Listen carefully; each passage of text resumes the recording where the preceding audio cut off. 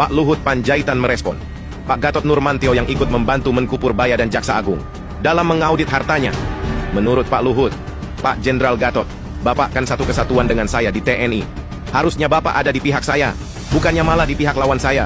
Banyak warganet berkomentar, loh, Bapak kok panik? Jika harta Bapak jujur, enggak usah panik. Bisa gila memang lama-lama tinggal di negara Indonesia ini ya. Kalian udah tahu belum rencana pemerintah yang satu ini? Ini rencana tai ini, ya. Bisa-bisanya parkir itu digabungkan dengan pembayaran STNK. Ini akal-akalan siapa sih bikin rencana kayak gini? Jadi walaupun wacana ini untuk wilayah Makassar, tapi kayaknya kedepannya itu bakalan mencakup secara nasional. Ini kayaknya negara kita ada aja ya caranya untuk memiskinkan rakyatnya. Udahlah lapangan pekerjaan sulit, gaji tak seberapa, udah gitu kita dipaksa untuk membayar hal-hal yang seperti ini. Ini ibaratnya nih ya, kita itu seperti dijajah sama negara kita sendiri. Ya kan? Nah, sekarang saya bilang, iya saya gembong. Saya memerintahkan seluruh kementerian untuk melakukan korupsi massal. Ya, dan itu jadikan berita biar keren. Saya tidak mau menyanggah apa yang mau disampaikan. 32 mobil dengan rumah yang tipe 36 dengan tanah 78 meter, 83 meter. Kalau parkir semana 32 mobil tuh, keren kan? Motor Ducati, mobil Nissan GTR yang harganya 10 miliar atau 12 miliar. Jadi keren lah. Inilah update sekaligus fakta mengejutkan kasus Kapolres Bima Kota, AKPB Didik Putra Kuncoro. Ternyata bukan hanya menerima suap dari bandar sebesar 1 miliar dan 1 mobil Alphard. Faktanya, pada saat Kapolres Didik ditangkap Propam Mabes Polri di wilayah Tangerang, AKBP Didik membawa 1 buah koper yang isinya berbagai jenis narkoboy siap edar. Bahkan ternyata, masih ada 1 koper lagi yang berisi narkoboy dititipkan di rumah Polwan bernama Aibda Dianita. Jelas dengan begitu, sudah dipastikan AKBP Didik merupakan salah satu bandar besar. Sungguh miris bukan? Kapolres yang seharusnya menegakkan keadilan hukum dan menjadi contoh bagi anggotanya, malah jadi bandar berkedok polisi. Menurut kalian, selain dipecat dari Dinas Polri, hukuman apa yang pantas untuk si Didik kampret ini, guys? Jujur sebenarnya kasihan lihat Presiden Prabowo dihujat satu Indonesia hanya gara-gara MBG. Sampai-sampai Indonesia lupa punya wapres enggak guna Gibran. Presiden Prabowo menanggung sendirian setiap kritikan, hujatan, dan hinaan kepada dirinya. Bahkan sampai BEM UGM ngirim surat ke UNICEF betapa bodohnya dia sebagai presiden. Kasihan Pak Prabowo menanggung ini semua sendirian. Sementara Gibran dia nyari aman, seolah dia nggak mau disalahkan. Di saat presiden menanggung semua hujatan, dia malah membahas RUU perampasan aset yang udah pasti semua rakyat setuju. Ini dia kayak nyari aman banget. Apalagi dia pernah bilang, wah presiden itu nggak punya visi misi. Ya semuanya ikut visi misi presiden. Kalau semua visi misi presiden, berarti tanggung jawab bareng dong. Kan dulu kampanyenya juga bareng. Sama-sama menyuarakan MBG, membanggakan MBG. Kok sekarang kayak pecah kongsi? Kok Prabowo yang menanggung semua hujatan satu Indonesia? Dengan diangkatnya isu perampasan aset ini jelas menentang presiden yang jelas-jelas dulu mengasihani anak istrinya koruptor. Presidennya mengasihani anak istri koruptor, wapresnya menuntut RUU perampasan aset. Gimana ini kok jadi pecah kongsi kayak gini sih? Tolong kasih tahu Prabowo betapa bodohnya dia sebagai presiden. Bukan kataku, ini isi surat BEM UGM kepada UNICEF. Dan sekarang dia mendapatkan teror kayaknya gara-gara ngirim surat ini. Bung, kita butuh pekerjaan. Angka pengangguran menurun. Mana buktinya? Angka kemiskinan absolut menurun. Kemiskinan menurun. Menurun dari kakek ke cucu. Saya sudah lihat angka-angkanya. Kekayaan kita luar biasa. Dasmu. Sorry ya. Indonesia cerah. Gak usah didengerin. Makin kesini memang makin aneh-aneh aja presiden kita ini. Bahkan yang terbaru, BPJS yang dinonaktifkan itu katanya instruksi presiden. Wali Kota Denpasar yang bilang penonaktifan BPJS PB ini berdasarkan instruksi presiden. Katanya mau didata ulang biar lebih tepat sasaran. Tapi kenapa nggak dikasih tahu dulu? Kenapa nggak ada pemberitahuan? Dan lebih anehnya lagi, tukang es yang penghasilannya 30.000 sehari dicoret dari bantuan ini, dianggap mampu. Kalian bayangin lah itu, gimana empati pemerintah ini? 30.000 sehari dianggap mampu buat makan keluar. War criminal! War criminal! This is war criminal! Welcome by British government! This is safe! Gila sini sumpah. Sampai-sampai BEM kirim surat ke UNICEF. Cuma buat ngasih tahu ke dunia kalau presiden kita bikin kebijakan yang nggak ngotak. Kenapa ini bisa terjadi? Ya karena mahasiswa udah muak, suara mereka nggak pernah didengerin. Ini bukan soal personal ke Prabowo. Ini soal kapasitas. Kalau kebijakan yang menyangkut masa depan anak-anak, pendidikan, kesehatan, dan hak generasi anak muda sampai dilaporkan ke lembaga dunia, itu artinya ada masalah serius. Presiden itu harusnya negarawan, visioner, ngerti prioritas. Bukan malah tiap ada yang kritik dituduh ante-ante asing, dibilang anak abah, dikatain nyinyir. Kenapa setiap kritik itu dianggap dari pihak asing? Kalau pemimpin yang cerdas itu, kritik dibalas dengan argumen, bukan dengan defensif dan pembungkaman. Kalau sampai mahasiswa harus bawa isu ini ke UNICEF, itu artinya tamparan keras bagi pemerintah yang anti kritik.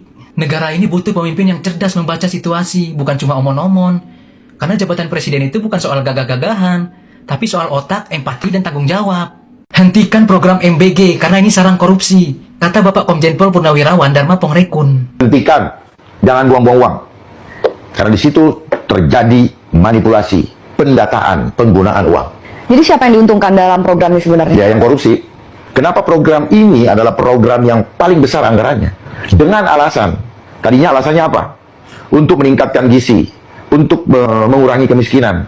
Ya, artinya apa? Artinya sistem ini sudah menganggap bahwa Indonesia miskin. Yang harusnya diselesaikan adalah kemiskinannya. Kalau saya pribadi ditanya, hentikan.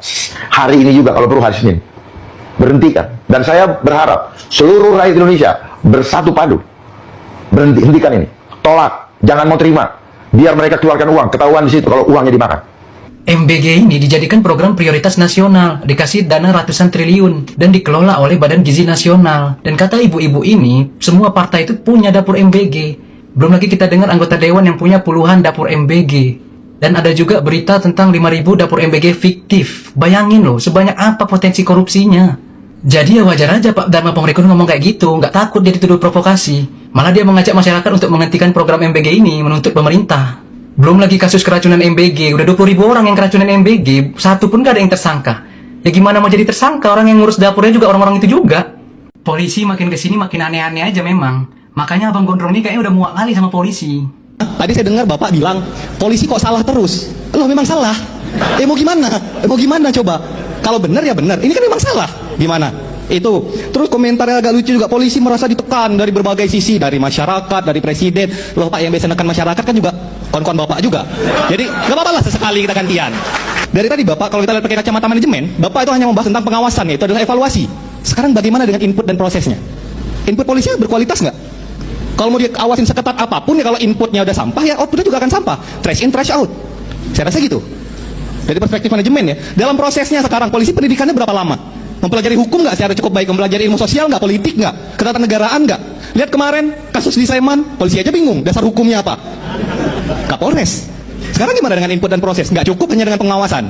Dan yang paling penting, dalam keseluruhan pemaparan Bapak mengenai reformasi Polri, tidak ada narasi baik secara langsung ataupun figuratif yang menggambarkan bagaimana kami sebagai anak muda itu dijamin kebebasannya untuk bisa berekspresi, untuk bisa menyatakan pendapatannya di muka publik. Ini Abang Gondrong ini keren sih. Udah terlalu capek kita sama polisi ini. Korban begal yang melawan begal, malah korban yang jadi tersangka. Polisi itu sebenarnya penting, tapi kalau diisi sama orang-orang yang nggak berkompeten, apa jadinya penegakan hukum di negara ini? Kapolrinya juga sok-sok nggak mau Polri dibawa kementerian. Padahal dia sendiri nggak beres ngurus anggotanya. Udah berkali-kali kasus kayak gini terjadi, tetap terulang lagi. Kapolri Jenderal Listio Sigit Prabowo melaporkan bahwa Polri kini memiliki 1.179 satuan pelayanan pemenuhan gizi (SPPG) dan 18 gudang ketahanan pangan di seluruh Indonesia. Pertanyaannya sederhana, sejak kapan polisi jadi pengelola logistik pangan?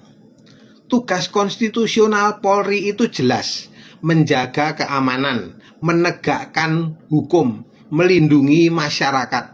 Itu mandat dalam undang-undang, bukan berdagang beras, bukan mengelola distribusi gizi, bukan membangun gudang pangan seperti BUMN. Kalau polisi sudah masuk ke sektor pangan, lalu siapa yang mengawasi polisi? Kita sedang bicara institusi bersenjata, punya kewenangan penyidikan, penahanan, bahkan penggunaan kekuatan. Ketika institusi sekuat itu juga memegang distribusi logistik dan anggaran pangan, konflik kepentingan bukan lagi kemungkinan, tapi risiko sistemik. Apakah ini murni pelayanan sosial?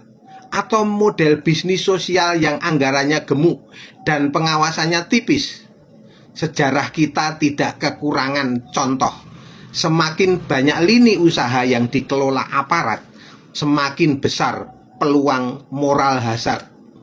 Gudang, pengadaan, distribusi, kontrak, vendor, itu semua titik rawan. Dan kita tahu korupsi paling mudah tumbuh di area logistik dan pengadaan. Polisi seharusnya mengawasi kejahatan ekonomi. Tapi kalau polisi ikut bermain di arena ekonomi, siapa wasitnya? Kita bukan anti program gizi, kita bukan anti ketahanan pangan. Tapi institusi harus tahu batas. Profesionalisme itu artinya fokus. Kalau semua lembaga merasa boleh ekspansi kemana saja, negara ini berubah jadi hutan kewenangan. Hari ini SPPG, besok apalagi rumah sakit, koperasi, supermarket. Ini bukan soal niat baik, ini soal desain kekuasaan. Dalam negara demokrasi, semakin besar kewenangan tanpa kontrol independen, semakin besar potensi penyimpangan. Jadi wajar kalau publik bertanya, ini pelayanan atau lahan baru? Karena dalam republik yang sehat, polisi cukup jadi polisi, tidak perlu jadi pengusaha. Prabowo baru saja meresmikan 1000-an lebih dapur MBG milik Polri. Ini korelasi antara dapur MBG dan kepolisian itu apa sih? Apa sih? Gitu loh. Kepolisian, Polri yang harusnya menjaga keamanan, ketertiban, malah ikut terlibat dalam kegiatan masak-memasak MBG. Korelasinya itu loh di mana? Urgensinya itu loh di mana? Apakah Indonesia ini sudah tidak ada pihak lain yang bisa atau pantas menghandle kegiatan masak-memasak MBG sampai TNI Polri juga ikut terlibat? Kemarin janjinya MBG ini akan melibatkan UMKM, melibatkan atau menguntungkan warteg dan warung makan. Alah, setelah menang, yang terrealisasi malah MBG ini melibatkan TNI Polri. Yang saya mau tanyakan itu adalah, kenapa sih sekelas lembaga TNI Polri ikut campur banget gitu loh, sampai harus dilibatkan gitu loh? Kenapa sih? Kemarin kegiatan petani diambil alih oleh polisi. Polisi tanam dan panen jagung. Nah, sekarang kegiatan masak-memasak MBG, TNI Polri juga terlibat. Nah, kemarin kegiatan milik pengedar narkoba juga dihandle oleh Kasat. Yang saya takutkan itu 2029 ketika pemilu, apakah tugas tim ses juga bakalan diambil alih oleh TNI Polri? Ikut campur banget, kenapa sih? Kenapa sih nggak fokus ke tupoksi, tugas pokok fungsi lembaga masing-masing? Ketika citra Polri, kepolisian sedang anjlok di mata masyarakat. Nah, Polri malah sekarang punya 1000 lebih dapur MBG. PA.